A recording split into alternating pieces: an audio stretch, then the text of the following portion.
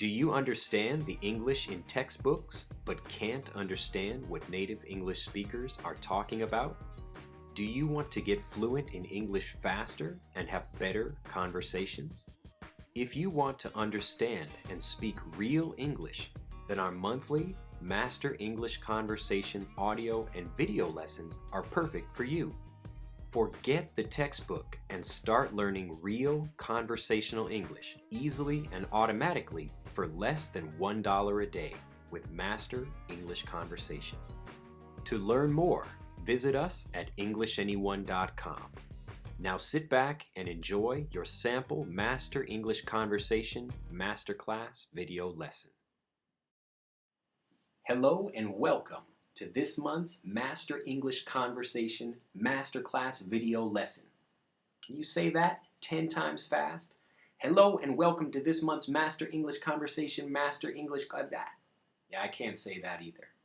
Even a fluent speaker, we still make mistakes, and we have to practice just like all of you learning out there. Anyway, let's get started with the lesson. Now, in this month's conversation, Alec and I were talking about Bigfoot and the Loch Ness Monster and the pyramids and many other really fascinating or very interesting or intriguing places and things. Now, many people think they've seen something or maybe seen a blurry or kind of fuzzy photograph of some of these things. Some of them may be real, like the pyramids, and some of them may be not real or hoaxes or fakes, like the Loch Ness Monster maybe, or Bigfoot. We don't know for sure, but we're interested, and that's why we were talking about that. Even if you aren't interested in learning about things like vampires or mummies, or you don't believe in something like aliens or the Loch Ness Monster or anything else like that, it's important to study and learn these kinds of stories because this is English. Just like every other language, English is a collection of ideas, and the larger the idea you can learn or remember, the better your English fluency will become. If you remember back when you first started learning English, you began by learning individual words. Cat, bird, dog, tree, and learning language wasn't so interesting because all you could remember are individual words and you can't figure out how to connect them. But as your English fluency got a little bit better, you started to try and remember phrases. Now these are things that are quite easy to remember, and this is where little children who learn English get their English from. Most children, if you listen, they are basically just copying ideas that they get from other people. They aren't really coming up with their own ideas. Maybe sometime they are, but more often than not, they're learning ideas from movies and other things like that. So when I was young and I watched the movie Predator, I'm hearing all of these great phrases that I started to remember. What's the matter? CIA got you pushing too many pencils. Stick around. Get to the chopper! He didn't kill you because you weren't armed. Now these are classic phrases by Arnold Schwarzenegger in the movie Predator. And if you've never seen Predator and you saw me on the street saying these things, you might think I was a little bit crazy. But this is how we learn the language. Because little kids are interested in these ideas, that's where we decide, oh, that's something I want to remember. Phrases, these collections of words from movies and TV and other things that we hear, these are kind of the smallest thing that you can learn, the smallest chunk. The biggest thing you can learn, if you remember from your own culture or your own history, these are the legends about great heroes in history, or the idea about the creation myth, or where your country or your people or your language came from. So between these kind of movie phrases and these larger ideas, like the creation myths, are the things that we want you to focus on, which are the kind of medium ideas. Now, we gave you an example of one of these medium ideas in the conversation that Alec and I were having. In that, we gave an example of a man who went to Burger King and maybe took a picture of Bigfoot. Maybe it was real, maybe it wasn't. The picture is inconclusive. We don't know. But this idea of someone doing something and maybe it was real or maybe it wasn't, this is called an urban legend. Now, just like a regular legend, this one takes place in a city or a town. That's why we call it an urban legend, as opposed to a rural or country legend. Now, these kinds of stories are the ones we want you to focus on. They're larger than these individual phrases, maybe 5 or 6 words, and smaller than these really big ideas.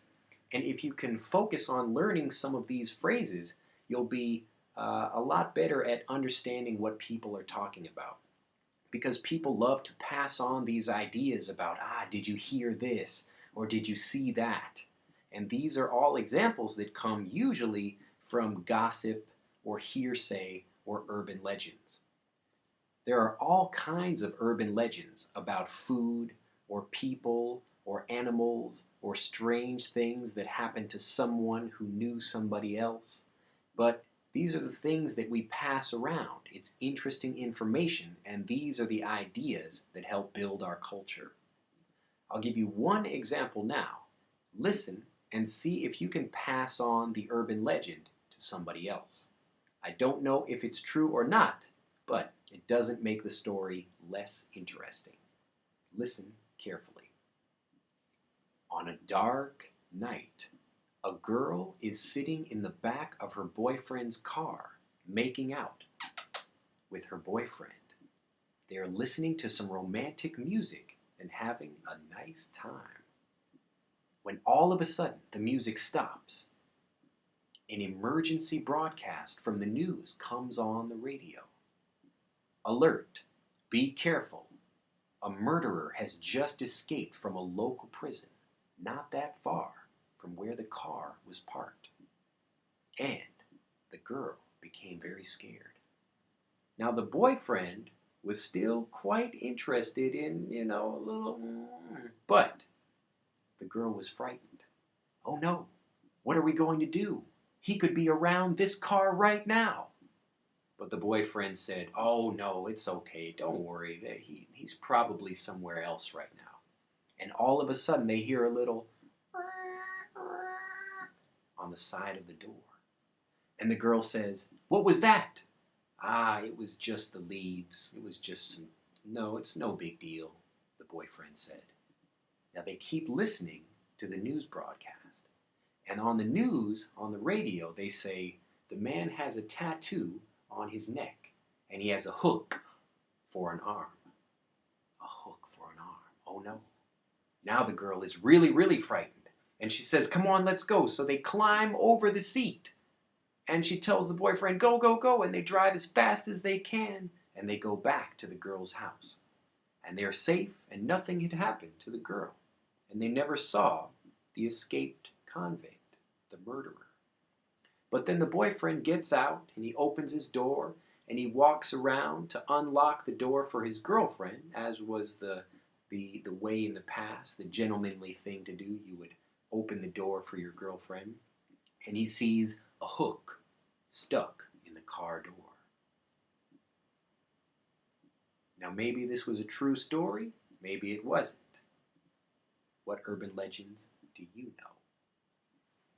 Well, we've come to the end of our video, so I want to introduce this month's special mission homework assignment to help you get fluent in English faster.